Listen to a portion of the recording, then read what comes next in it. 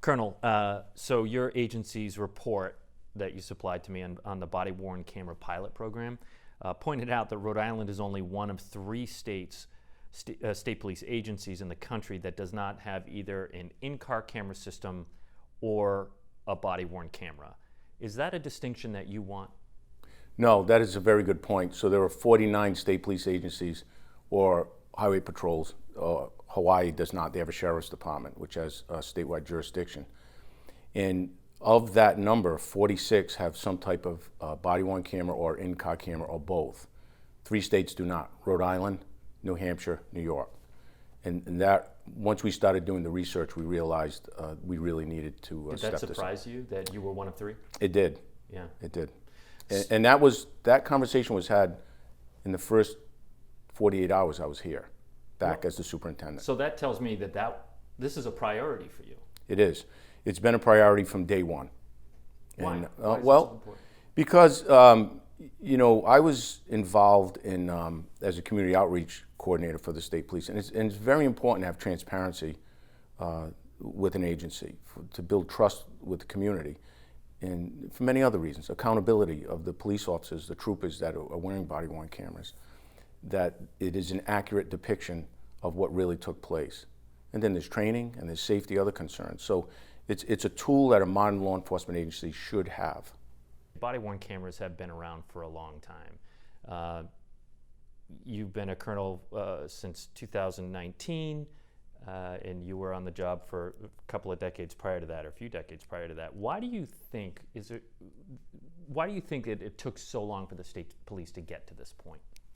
Well, I don't know if that's an accurate depiction. It took so long for us to get to this point. We were at the point of having in-car cameras long before many other agencies did. So we got those in 1999, I believe is the date. And I was a corporal at the time, and I actually wore the in-car camera system for a period of about 6-7 years. So we had it, we tried it. It worked in many instances, but technology passed the system we had. It was not cost effective, it was extremely expensive and time consuming. So some agencies had them and did away with them, but now technology is where it is, where it's much easier to use them. We'll get into the technology in a little bit, but I did wonder if the climate that we're in right now motivated your thinking about just putting this as one of your top, whatever it is, 5 priorities for the state police when you were sworn in. So I've been in law enforcement for nearly 4 decades now, and yes, absolutely, times have changed. And it is extremely important to have an agency that is transparent and accountable and safe. And I knew coming back as a superintendent that would be one of my top priorities, to get body-worn cameras. There's no secret that there's a general mistrust right now in 2021 for law enforcement agencies across the country. So it's more, we cannot afford not to do this. We must do this. I do wonder, though, if I was talking to Trooper James Manny in 1990, and your colonel at the time was ordering all of the troopers to wear, not let's put in-car camera systems off to the side, but a body-worn camera, which is a very different beast.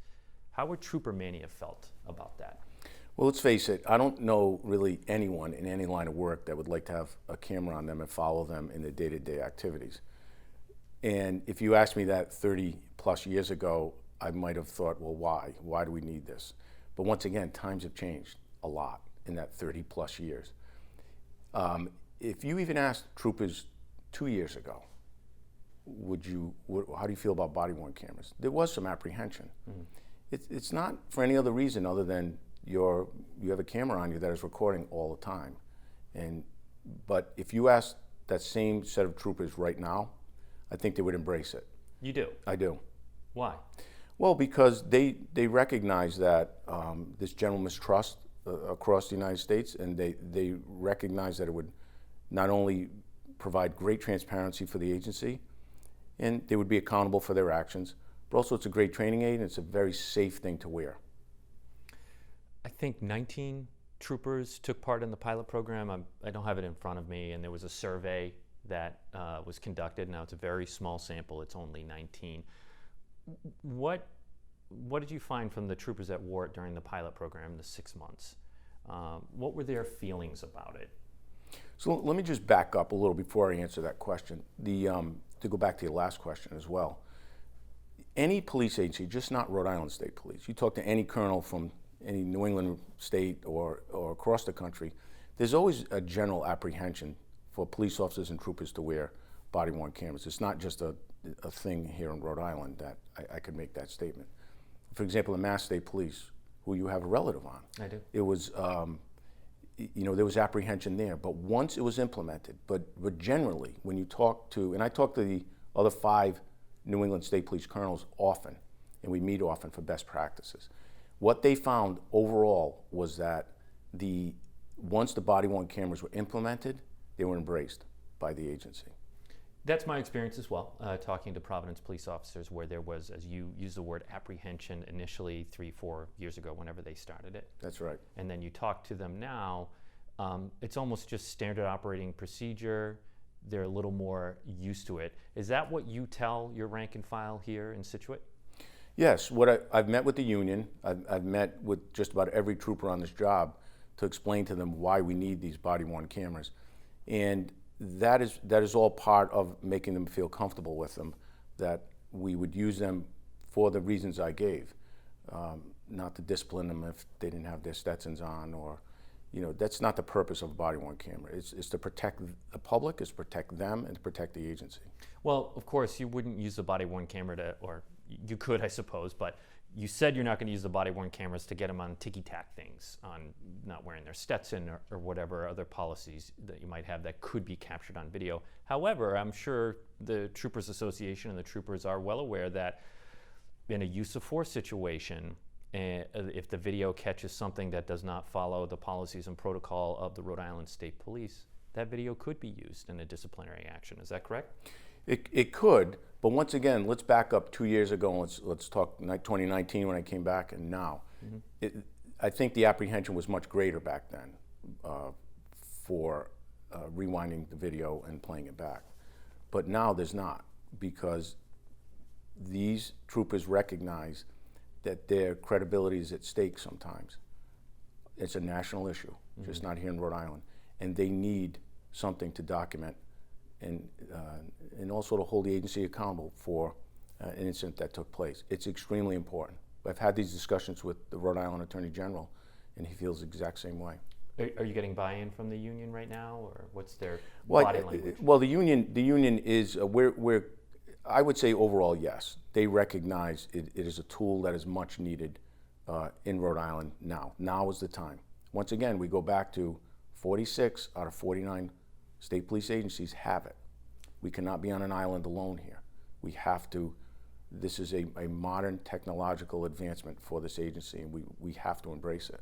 It's also a big deal, and there will be ripple effects. Is this something that you're going to have to now implement in your training at the police academy when you have recruits coming in? Are you going to have to teach them in-car camera, teach them body-worn camera, and the best practices? Absolutely. It'll be taught at the State Police Academy. It'll be taught at the Municipal Academy. As you know, I'm the Director of Public Safety as well as the Superintendent. Mm-hmm. The Rhode Island Municipal Police Academy, all the training for the police officers falls ultimately under me. And yes, once body-worn cameras become and in-car cameras become a part of our fabric in law enforcement, it will be taught at the ground level at both academies. Let's get to some nuts and bolts here. How many cameras are you looking at? Who's going to wear them? So right now there are about 245 sworn members of the Rhode Island State Police. And once again, looking at best practices, well, let me give you the number first. We'll have between 150 and 155 division members wearing body-worn cameras and in-car cameras. It'll be mostly geared towards patrol. So every trooper that is on patrol, every corporal, every sergeant will have an in-car camera and a body-worn camera. And that number is about 150 to 155, depending how we count it. I do want to understand that number a little bit more. In my head, I thought you'd have more body-worn cameras than in-car cameras. But are you saying there would be 155 body-worn cameras and about 155 in-car cameras? About that number, yes. It'll be almost equal. So the next question comes up, what about detectives? Yeah, oh yeah. So one thing we're studying now is, should the Detective Bureau also be wearing body-worn cameras? Speaking to the other colonels in New England, none do. None of the other None. 5 states, no. And it's for this reason, really, that you have many other agencies, including federal agencies, that are assigned to our Detective Bureau as task force officers. And you also have some very sensitive investigations that go on, either with informants or people who are victims of domestic violence, sexual assaults, that you would not want a body-worn camera taping the interview. So these are areas that we have to work out, what is best for the agency and what is best for Rhode Island. What about specialized units? And I'm thinking a tactical team. Exactly. So a tactical team, maybe the HIDTA, High Incident Drug Trafficking Team, detective unit. That is something we're looking at to study to see if other state police agencies across the country are using body-worn cameras in those specialized units. When will the cameras record? Well, they record for several seconds prior to the incident. Yeah, so if it's activated, it actually rolls back. It rolls back, that's like 30 right. seconds or something. Right. Like that. So those are very technical questions that I'd have to... That's fine. But so let me ask the question another way. What do you say to a trooper who goes, you know, I'm on the phone with my husband and my wife and having a very private conversation on a break or something like that, and I don't want that captured on video? Earlier in this interview, you said, you know, they'll be recording all the time, but that's not necessarily true, right? The cameras don't record all the time. No, it just backs up for a period of about 30 seconds prior to when they're actually recording, you know, formally. So everything's erased. That 30 seconds just looped over, Gotcha. time forward.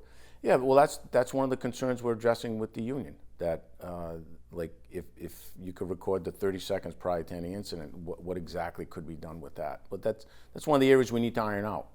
There's definitely going to be some I don't want to say bumps in the road, but there's definitely going to be a learning curve here. Growing pains, maybe. Growing pains for the agency, administration, and for all law enforcement when you get them. You keep using the word incident, though, and so help folks understand. Are the troopers themselves going to activate the cameras? Will there be things that activate the camera? What do you mean by incident?